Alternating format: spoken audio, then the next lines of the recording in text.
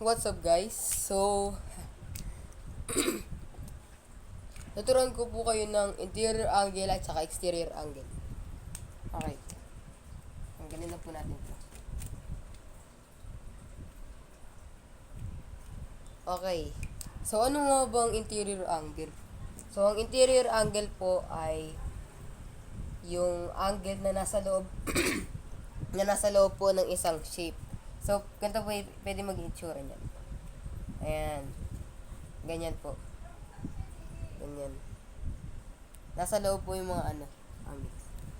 Ito naman po itsura niya sa isang square.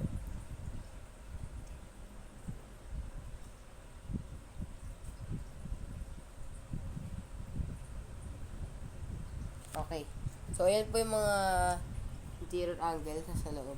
So, meron pa tayong isa which is called na exterior angles. Nandun na nga sa pangalan po, exterior. So, ganito po siya. So, kung ganito, yan, patayo, ganun. Parang kung paano nyo na dinodrawing. Tapos, pababa. O, ayan po ang exterior angles nila.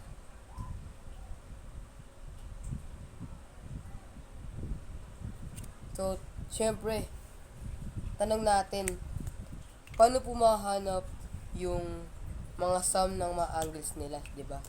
So, ganito.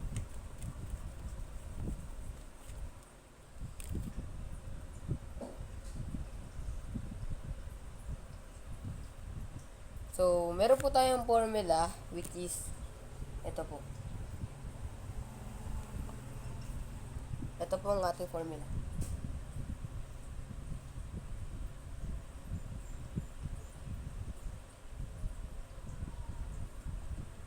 So, ito po, ibig sabihin po ng n ay yung side. So, 1, 2, 3, 4. So, di ba 4? So, sabihin 4 minus 2 times 180 kasi nasa parenthesis. So, ito ay magiging 2 times po sa 180 at sagot niyo po dyan ay 360. So, yung sum up po nito lahat ay 360. Total yung sum po. Yan. 360 po pag, triangle. Wait, what? Square pala, mali.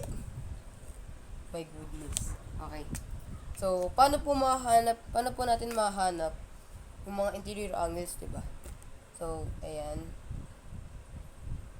Mga right angles po yan. Ayan, right angles.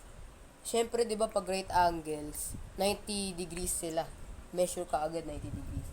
Sabihin 90, 90, 90, at saka 90 po ito. At ang gagawin nyo lang po dyan para makuha po yung sum up. Eh syempre, plus, basically, 90, 90, 90, 90, plus, is equals to 360.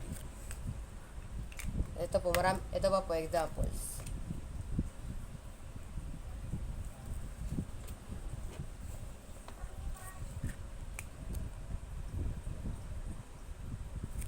Okay. So, paano naman pag hexagon, diba? Kung hexagon naman, ito po yung version ko ng isang hexagon. Ayan, diba?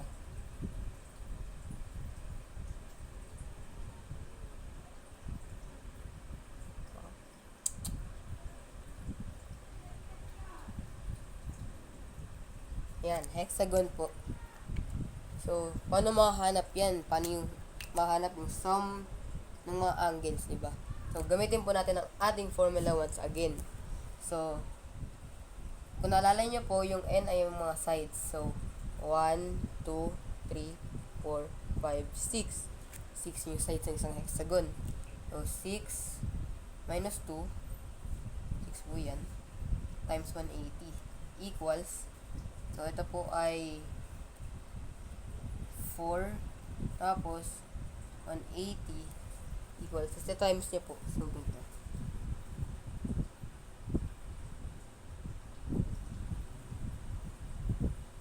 Oh, balik. 4, 0, 2, times 4 is 720. Ayan po ang sum up ng isang hexagon. So, paano naman po mahanap yung each naman po, each. So, ganito siya. Ayan. Ayan, so ganyan po, di ba? Paano po natin mahanap yan? So, natatandaan niyo po ito, di ba? Siyempre naman, kanina ko lang sinabi yun. 720 yung angles. So, i-divide nyo lang po ang 720 sa 6 or yung sides, diba? Ayan. So, 72 minus mo lang yung 0. Ganito po ako mag-divide. Tapos, divide nyo lang po yung 6 sa 7. 72 divided by 6. So, 12. Atas nyo na lang ang 0. 120. So, isabihin po, each po niyan ay 120. So, yan po kung paano hanapin yung interior angles. Isa pa.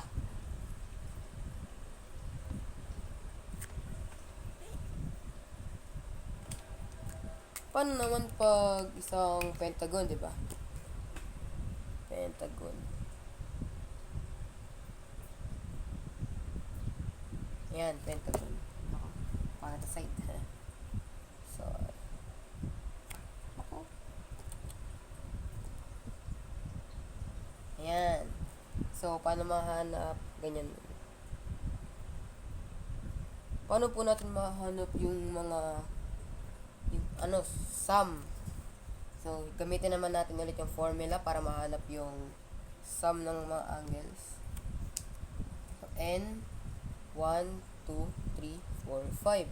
So, 5 minus 2 times 180.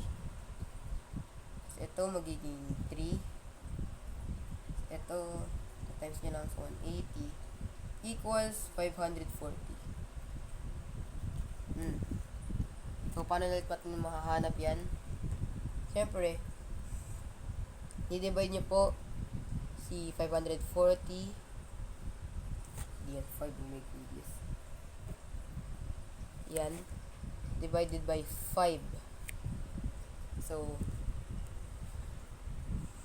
yan, 50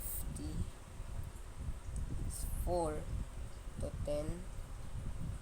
Baba yung 0, 4, 8. So, ang total po nila ay, yung mga, each pala, sorry po, each ng mga angles ay 108. Ayan. Ayan po para mahanap ang interior angles. Sum at saka yung each. Okay. Paano naman kapag exterior? Okay. Kapag exterior naman po, guys, ito po siya. So, square naman tayo ulit. So, alam na po naman natin na 90 degrees po yun kasi right angle, diba? 90 degrees, 90 degrees, 90 degrees, 90 degrees. So, paano? Ganito.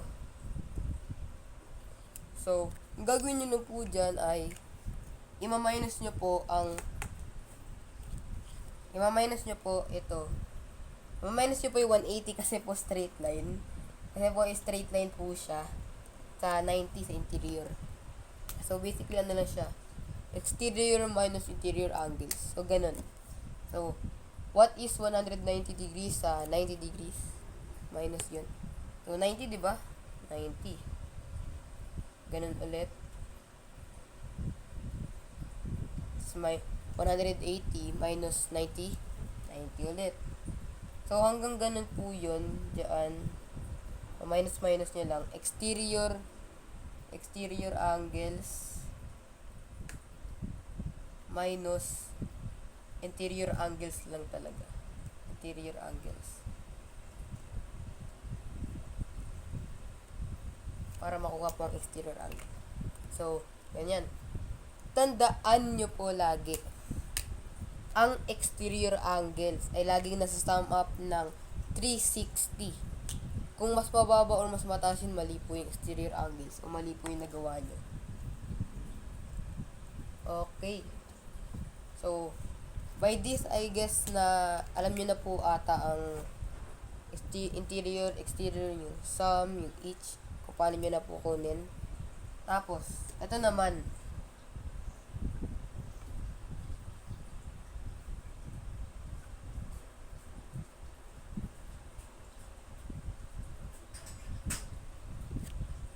okay, yun lang po guys. Thank you for watching.